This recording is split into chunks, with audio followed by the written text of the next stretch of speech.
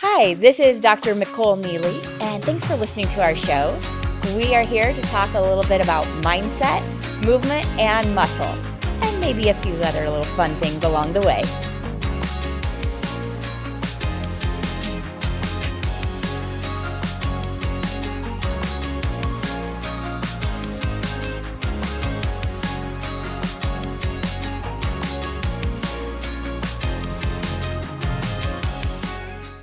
So you all love talking longevity, functional medicine, hormones, but let's get into how do you feel and a little bit about sex. Yes, we're going there today. I'm here with Dr. Robinson and his wife, Dr. Bosch. So nice to have you guys here today. Thank you. Thanks for having us. Very much. Thank you. So you guys have an amazing practice. You do a lot with hormones, but a lot sexual wellness. We do. Yeah. We really, I think for us, you can't separate one from the other. I'm not sure what came first, our hormone specialty or our relationship and sex specialty, but yeah, they definitely have been our passion. They go hand in hand. Very much so. Yeah. Tell me how that came about.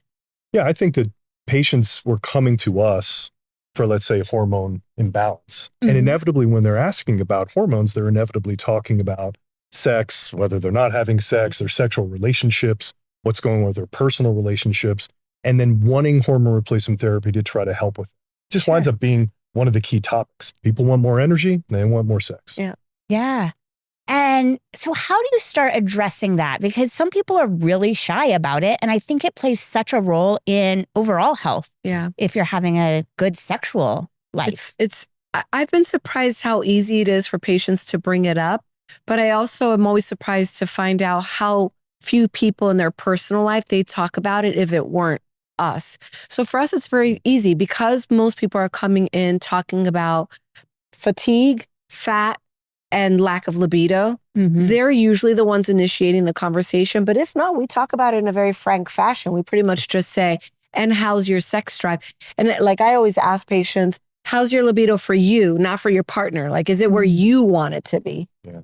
We're very frank about it. I think maybe because we've been doing it for so long and people come to almost expect that. I mean, you can follow us on Instagram at the Sex Doc. Yeah. So we've I kind of love had that. that persona for a while. So people come in knowing already that, we've sort of opened that door for them. But, it's a relationship-based approach that we have with all of our patients. And we are very frank about it and open, and it allows them to be open. Yeah. What's the number one thing people are feeling that really affects their sexual drive? Oh. Maybe come back to the energy or the fact that they just don't have that drive at all. They don't have a sense of bonding that makes them want to have the drive to want to initiate. Or in many cases, they say, well, no, I very much, I love my husband, love my wife, but I just don't feel like it. Things start to change. I think stress gets in the way in a big way. And part of what hormone balance creates is an improvement in stress resilience. So once you kind of provide that, a little bit more energy, a little bit more stress resilience, it opens the door to have room for sex again. So yeah, I would agree with that. I think that the energy is probably that trigger, and then the lack of energy will present in different ways. It could be like that mental fatigue where you're just so tired that you can't think of the words, you can't remember what you were doing when you walked into a room. And when you have that kind of mental fatigue, you often don't have the mental and emotional energy for libido. And then sometimes it's just physical fatigue. Like people are just pooped, hormone deficiency, sex hormone deficiency, thyroid deficiency, bad diet. Like it really, sex is one of those things that really helps amplify the importance of looking at a person as a whole being. Mm-hmm. I think people too then are a little bit, they think that they just have to accept that, okay, I'm getting old. I'm not going to have good sex. Right. But I mean, personally, I think the older you get, the better it should get. Yeah. What do you think? Well, I mean, first of all, people don't have to accept any kind of anything related to their health. That's the way we say it. As an age. Yes. Whether age. We're results-driven people, so we're results-driven for our patients about anything about their health, but particularly with sex. Yeah. It's never too late. No. So we present it that way to them. And then again, when you're balancing hormones and you're working on those things and providing options, they realize they actually can restore it and actually maybe make it even better. Yeah, it's so funny. We have patients well into their late 70s, early 80s, especially you have quite a bit of like senior citizens. I have a 95. I think she just turned 95. Yeah, and they're having good sex.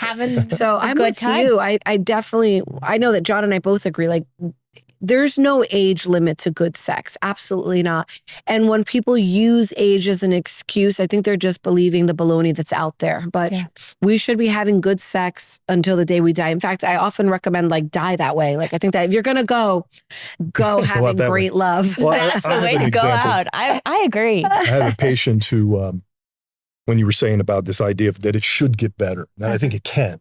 So I had a patient come in who we did the O shot on, if you're familiar, the orgasm shot. Explain it for our listeners. Sure. This is utilizing platelet-rich plasma, which is sort of a fractionated portion of the blood. It has growth factors and things in it, and that allows you to then strategically inject that into places in the body, including the areas of the vagina, the clitoris.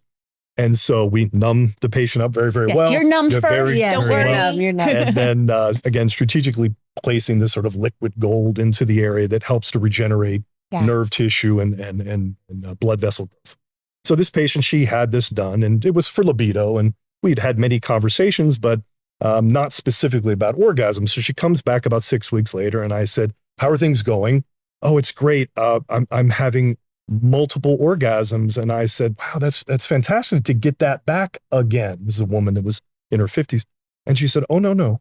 I've never had multiple orgasms. This is the first time I've ever had that." Wow. So there's just a particular anecdotal example, but a procedure that can actually maybe make things even better than you thought it could be. Yeah. With something simple like Simple, natural. she didn't change partners. That's right. Yeah. Just got a fine tuning on things downstairs. And it's a wonderful example of recognizing that sometimes the anatomy is what's not cooperating. Sometimes the physiology is what's not cooperating. Yeah. A lot of times we think it's age, or it's just maybe there is a problem with me, or there's a problem with the relationship. And no, really many times, if not the majority of times, we find that by aiding and looking at the physiology of the person and the anatomy of the person, we really can help amplify the quality of their sex life. Yeah. It can be sometimes relationship issues, but I think you're exactly right that it is mostly sort of these physical things. And then from there, that opens pathways to enhance the relationship or remember why they got together in the first place. Yeah. Because you're exactly right. A lot of times it's, okay, low energy. Maybe you look at hormones, we optimize them. What do you do when you've got someone who's not having the sex they want? You've optimized their hormones, but they still want more. Well, we mentioned the O shot. Can men have that? Oh, yeah. Yes, except it's called the P shot. Called the P shot, yeah. Gotcha. So platelet-rich plasma also strategically placed into the penis that helps with erectile function, helps with sensitivity. Right. Okay. Helps with length and girth, kind of wakes things up for sure. So that can be really helpful. But beyond that, I think peptide therapy has been sort of that next step for us with being able to help. There can be, the usual Viagras and those types of things for guys, and that can be helpful. I typically use tadalafil, which is Cialis. Yeah. But do you use any of that for women? I have in the past. I just, you can use sort of low dose with that, but I have had better results with this peptide PT141 or bremelanotide. Yeah. And, that's, FDA approved as by Vyleesi, if I'm remembering that correctly. It's an injection. Couple of times. It can be used a couple different ways. It can either be used as needed, almost like Viagra, but it's a small little sub-Q shot, or it can be used a couple of times a week. It's got about a 3-day half-life. Okay. And that's not a local injection. That's an injection that people would administer. Good to mention. You're not injecting that at least for the females. Yeah, for the females, they're not injecting the bremelanotide into their genitalia. Okay. Although some of the injection therapies for men can be used right into the penis. Yeah. And oxytocin. Okay. So we have a lot of luck lately have been working really well with an oxytocin, which we've used for years, but now we're using oxytocin with PT141, bremelanotide, in a lozenge form. Oh. And so that winds up being the sort of next step for so then you don't have to do a shot, which scares a lot of people. Yeah. So there are options that way orally for that. And what works nice about that combination is like Dr. Robinson was explaining, you can use it for cumulative benefit if you're using it regularly, especially for the person that finds that there's some almost like emotional, like they're emotionally shut down, I think the cumulative benefit of regular dosing is really great. But for the person who's like, no, I'm in the mood, I want to do it, I just can't find myself getting to that place of arousal. Well, what the oxytocin is in part doing, it's helping with that emotional bonding, but it is also helping with relaxing soft tissue. So a lot of times, especially for the female, the act of being penetrated can just be physically uncomfortable, where they end up having a reduction in their desire, even if emotionally they're into it. It's uncomfortable. So when you do that oxytocin peptide combo, you're really affecting it in more than one level. And women have been reporting very good results with that. How long does that one last? Like, is it something you take and then it's out of your system? Or? Yeah, that can be, it's kind of a short half-life thing. Again, if a patient is wanting to use it as needed, they can do it that way. And then it's sort of dose dependent and we'll have them play around with the dose. But if I say, well, you go a week or more without sex just to keep the libido up, I have them take it 2 times a week, small amount, a couple of times a week, just to kind of prime the pump. Right. So it has both. If you're using it right at the moment, you think of it as something that goes in, gives you almost like that female Viagra, gives you that stimulation and then comes out. But if you're letting it kind of build up in the system, especially with the oxytocin, then you're getting a little bit more of that long-term benefit. Nice. Yeah. How often do you think we should be having sex to be healthy? That's a great question. We did a podcast episode kind of on that very topic. Most of the research kind of fleshes out at least once a week. It's around 50 to 52 times a year. So if you're at least having sex once a week, I think from a relationship standpoint, a bonding standpoint, that's where it's the most effective. From a longevity standpoint, we kind of dug into that and there wasn't anything really definitive about it, but there was these varying numbers that still in the end kind of came down to about one time. And what's funny is there is a difference between men and women. It's not just stereotypical. There seems to be a physiologic and longevity difference between what men and women benefit from.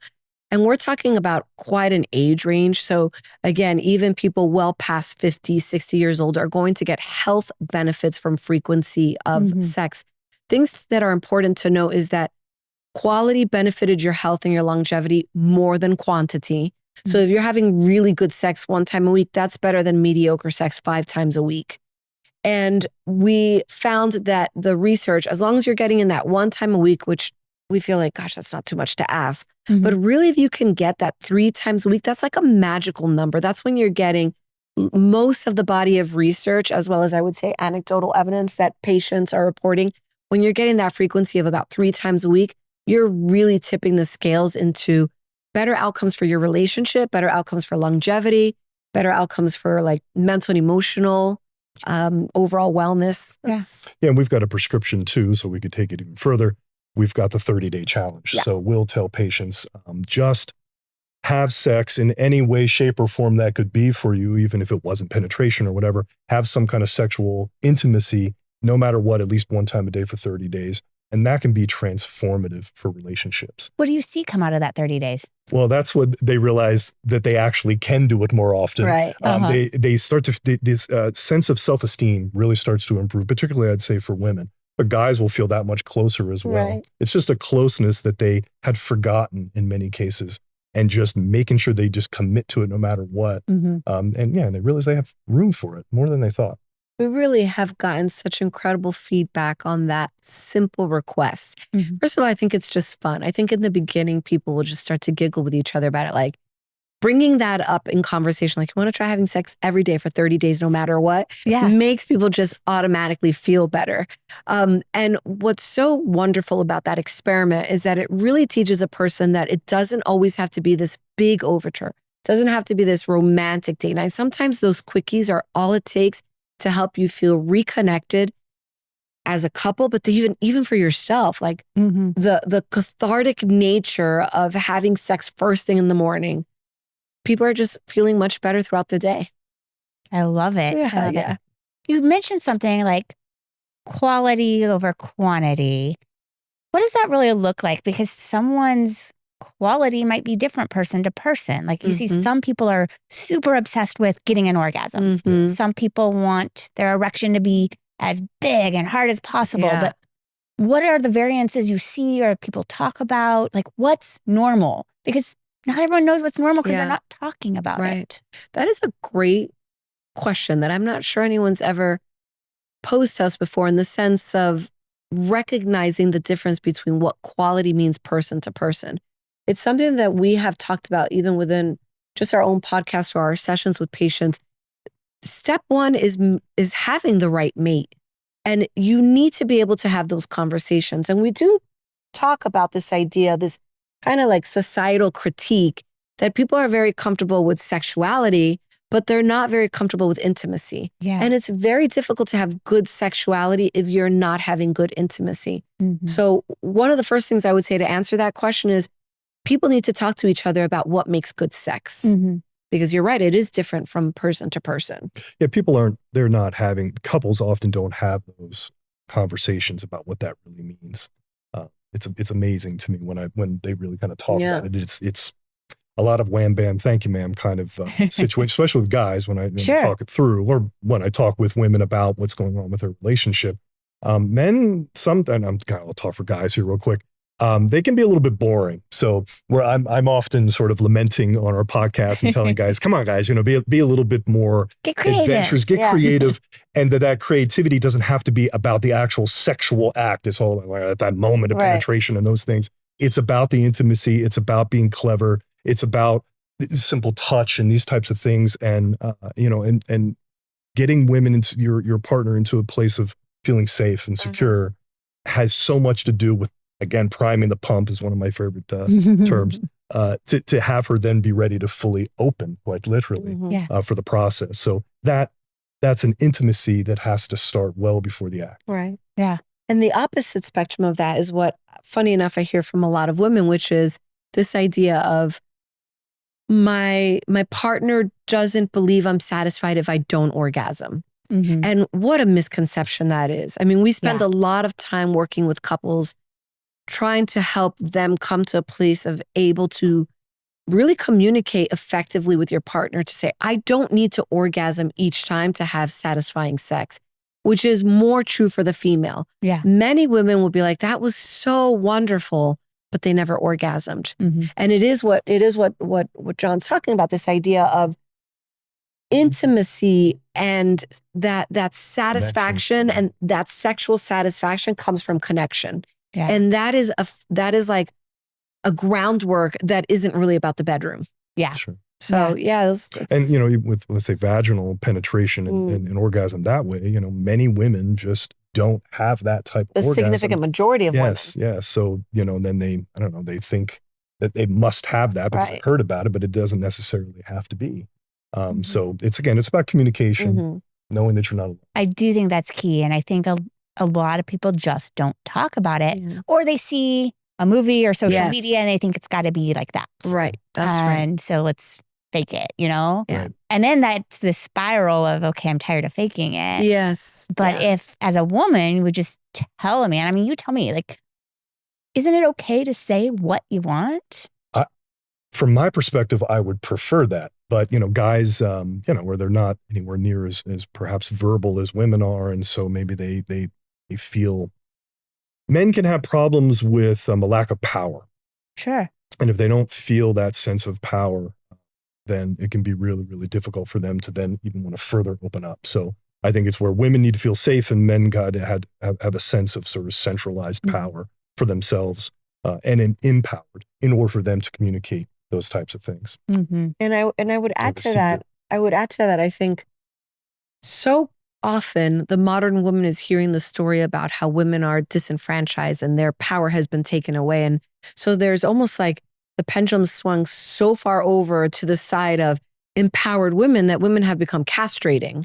And then they're upset because the men aren't manly. So if we're encouraging communication, then we need to do it on both ends. We need to say, how do we help men be receptive? How do women then deliver the information in a way that isn't castrating, isn't insulting? It really is about relationship building.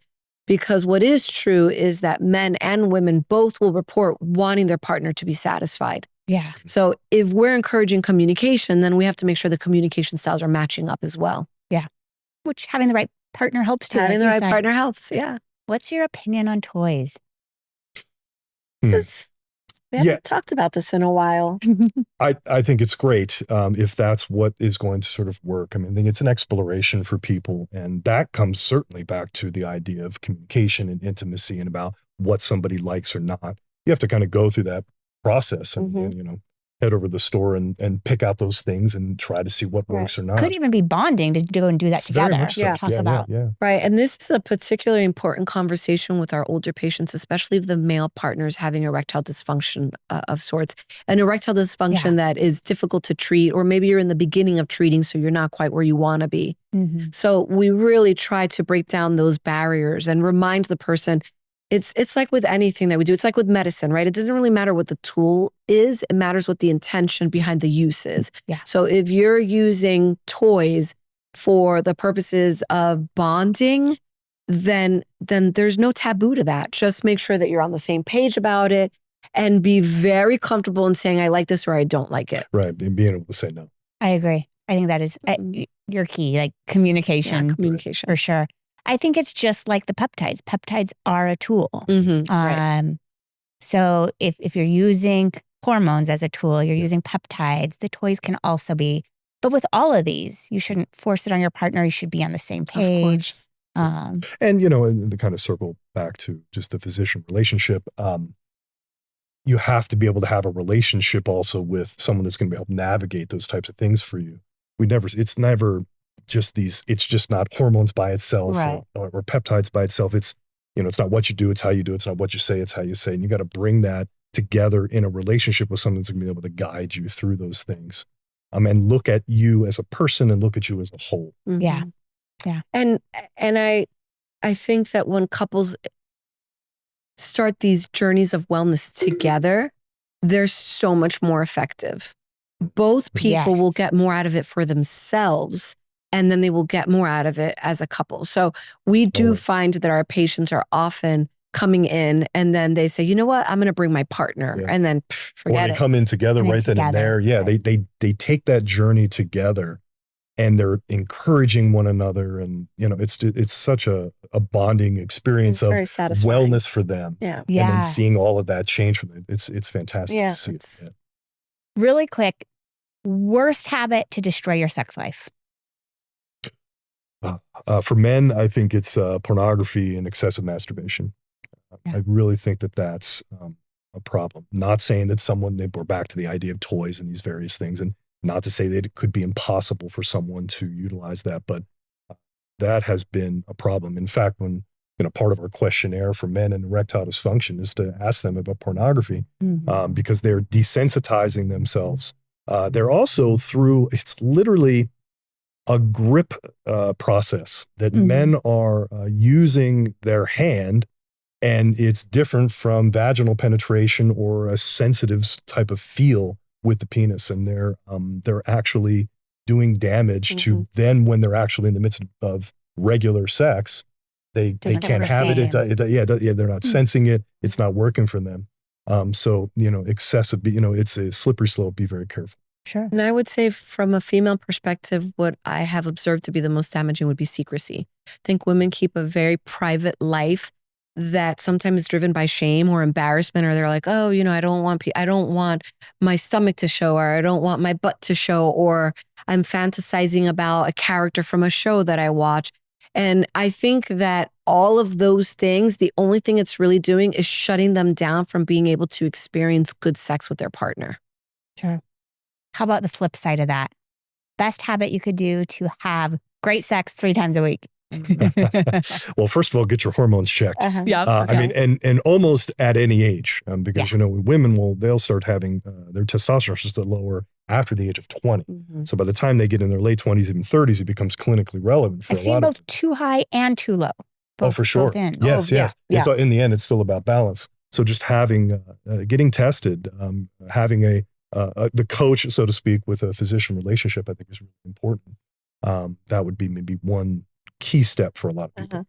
So I would agree. I think number one is definitely make sure that your physiology is there. This is for people who are experiencing low libido or not the best sex life. But I would say number 2 is just have sex. Like, keep having sex. good practice makes very good sex. And it doesn't matter because, again, the more you're having it, the more comfortable you have with it, and the more it becomes something you just don't skip out on. Yeah. So practice makes perfect. Practice makes perfect. You got it. Not a bad thing to practice for. I love it. Well, thank you for being with us today. This is fun. I love this topic. I could go on and on with my questions, but great. we'll have to have you come back again. Absolutely. Thank you so much. To our listeners, get out there. You've got your prescription 1 to 3 times a week. And if you want to get hormones checked or learn some other tools, come see us.